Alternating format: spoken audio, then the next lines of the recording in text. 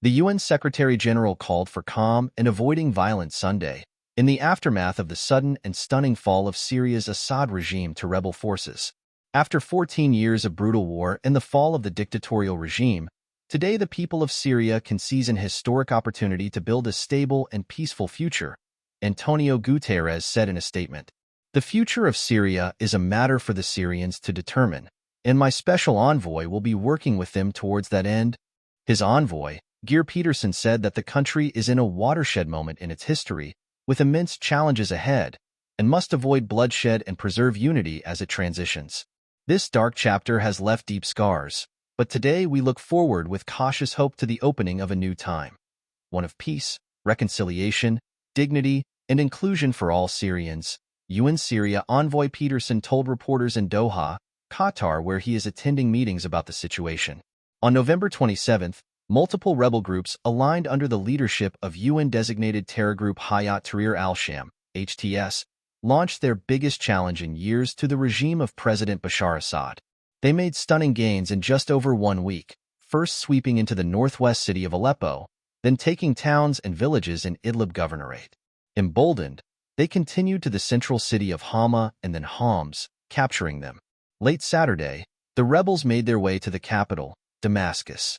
President Assad and his family reportedly left the city ahead of their arrival to an unknown destination.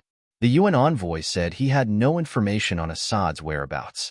On their Telegram channel Saturday, HTS announced Assad's fall and said it is the beginning of a new era for the country, which has been torn apart by nearly 14 years of civil war.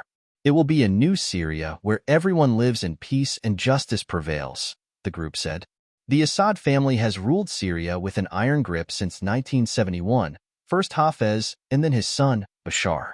Let me urge all Syrians to prioritize dialogue, unity, and respect for international humanitarian law and human rights as they seek to rebuild their society, Peterson said.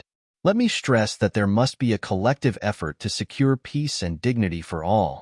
He said he is ready to support the Syrian people in their journey toward a stable and inclusive future that they will decide and shape themselves.